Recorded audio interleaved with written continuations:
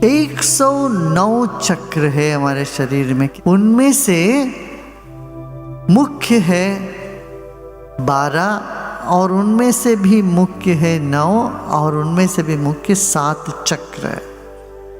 चक्र माने जहाँ नस नाड़ियाँ सब एक होती हैं वहाँ बीच में। तो हमारे शरीर में कई चक्र है। एक मूलाधार चक्र जहाँ रीढ़ की हड्डी शुरू होती, गुद प्रदेश है, गुद प्रदेश के पास है वो मूलाधार। उससे ऊपर है जननेंद्रिय के पीछे वो स्वादिष्टान चक्र। और तीसरा है नाभि पे है, नाभि में जो है वो मणिपुर चक्र कहते हैं। फिर हृदय में है एक चक्र अनाहत चक्र। फिर गले में है, इस चक्र को कहते हैं विशुद्धि चक्र। और दोनों भुवों के बीच में है आज्ञा चक्र। ये सब डक्टलेस ग्लैंड्स कहते हैं। एंडोक्राइन सिस्टम में इन सब का वर्णन है। अंग्रेजी जो सिस्टम है मेडिसिन का, उसमें उन्होंने भी इन चीज़ों को माना। एंडोक्राइन सिस्टम, हमारे पूर्वज इतने हजारों साल पहले इस बात को जानते थे। अच्छा, फिर जो पिट्यूटरी ग्लैंड, पीनियल ग्लैंड कहते हैं आज्ञा चक्र। फिर सहस्रार, हाइपोथैलेमस कहते हैं। जब चक्र पर ध्यान देते हो पहले तो कुछ नहीं अनुभव होता, सिर्फ ब्लैंकनेस आती है, खालीपन। फिर थोड़ा समय के बाद वहाँ स्पंदन होने लगता है, तरंग का अनुभव होता है। फिर तरंगों के अनुभव के पश्चात प्रकाश अनुभव में आता है। तो 3 स्टेजेस हैं, एक ही साथ नहीं होगा। पहले तो कुछ नहीं, खालीपन होता।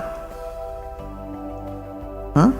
फिर यदि आप लोग ध्यान कर रहे हो, सहज समाधि कर रहे हो, बहुत दिन से ध्यान कर रहे हो, आपको महसूस होता होगा जब ध्यान में बैठते कुछ वाइब्रेशंस, तरंगों का अनुभव आता है। कितने लोगों को तरंगों का अनुभव होता है?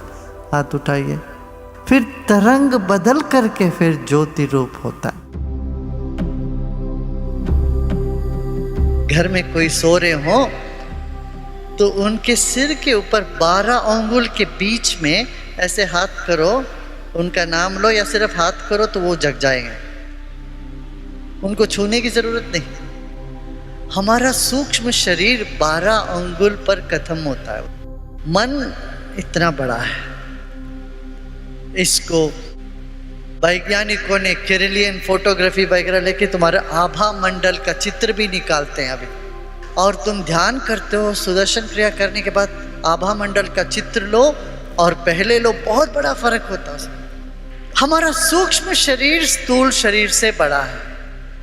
जब सूक्ष्म शरीर सिकुड़ता है तब हमको अच्छा नहीं लगता। भाई, जब भी आपको अच्छा लगा, खुशी महसूस हुई, उसके साथ क्या अनुभव हुआ? ऐसा लगा कुछ फैलता हुआ अनुभव में आया। जब दुख होता तो क्या अनुभव करते हैं? जैसे कुछ सिकुड़ गया हो, जैसे कोई चीज सिकुड़ता हुआ अनुभव करते हैं। ये जो चीज है जो सिकुड़ता है और फैलता है, यही हमारा मन है, यही हमारी चेतना है। तो ना समझ लो, आत्महत्या करते हैं। पता क्या हो रहा उनके साथ? उनका मन सिकुड़ गया, अब शरीर रहने के लिए अच्छा नहीं लगा। अरे भाई कुछ नहीं, थोड़ा सा फूंक मारो, प्राणायाम करो, भस्त्रिका करो, देखो तुम्हारे सूक्ष्म शरीर वापस यथास्थिति हो जाएगा। इस विज्ञान को नहीं जानते हुए हम कितने लोग आत्महत्या कर रहे हैं। मान लो आपकी जैकेट बहुत टाइट हो तो आप उससे निकलना चाहते हो कि नहीं? आपका स्वेटर हो, शर्ट हो या कोई भी जैकेट बहुत टाइट हो तो आप क्या, अरे इससे निकलो, मुक्ति चाहिए। ऐसा ही मन सिकुड़ता है तो लगता है शरीर से हट जाओ, इसीलिए आत्महत्या करते हैं। जैसे ये लोग प्राणायाम करेंगे, ध्यान करेंगे, क्रिया करेंगे, क्या होता है? सूक्ष्म शरीर फिर मजबूत होने लगता है, अपना नॉर्मल स्टेट पे आ जाता है, फिर कोई आत्महत्या नहीं करता। तो शरीर में एक द्वादशांत बोलते 12 अंगुल के ऊपर इधर एक चक्र है, सिर के ऊपर भी एक चक्र है, वहाँ आपका सूक्ष्म शरीर का अंत होता है। मगर आप साधना के जरिए उसको बढ़ाओगे तो आपका सूक्ष्म शरीर, कारण शरीर बहुत बड़ा हो रहा है। वही ईश्वर साक्षात्कार है, जब स्थूल शरीर से सूक्ष्म शरीर, सूक्ष्म शरीर से अपना कारण शरीर, जिसका व्याप्ति सब जगह है। कैसा? जैसे टेलीविजन का जो तरंग है, वो तरंग सिर्फ आपके घर में कमरे में है कि सब जगह है? वो तरंग सब जगह व्याप्त है। ऐसे हमारे भीतर जो चेतना है वो स्थूल रूप में शरीर बना, सूक्ष्म रूप में मन बना और कारण रूप से तरंग के रूप में सब जगह व्याप्त हुआ है। इसलिए इस देश में मंत्र को बहुत महत्व दिया है। एक ओंकार सतनाम करता पुरख, एक ओंकार ही सतनाम सच्चा नाम है। वही अस्तित्व में इस आवाज को तुम सुन सकते हो, एक ओंकार। दुनिया के कण कण में ओंकार है। दुनिया ही नहीं, पूरे विश्व ब्रह्मांड के कण कण में ओंकार है। अब शंकर कहते हैं प्रणवादि समुच्चार्या, किस ओंकार का उच्चारण करो, वो करते करते करते भी तुम्हारा मन उसमें लय हो जाए तो तुम भैरव को प्राप्त करोगे, भैरव अवस्था, खाली हो जाओगे। तो ओंकार का ध्वनि, ओंकार करने से पहले और बाद में भी तुम उस चैतन्य सत्ता में विलीन होते हो या जागृत होते हो। अनहते पात्र करणे अभग्न शब्दे सरिद्रते शब्द ब्रह्मणि निष्णाता परम ब्रह्माधिगच्छति। अनहद नाद को सुन लो अपने भीतर, या अभग्न शब्द, जैसे एयर कंडीशन की आवाज आ रही है, एक साथ,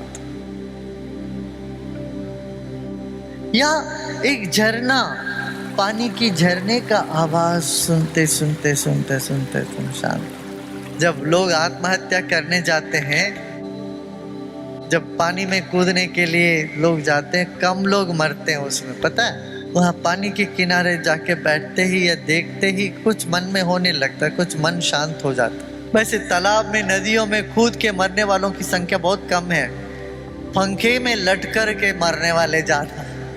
जल की स्रोत के पास बैठ के उसकी धारा की जो खलखल को सुनते रहो, वो खलखल की आवाज में, नीरव में तुम अपने आप को खो देते हो।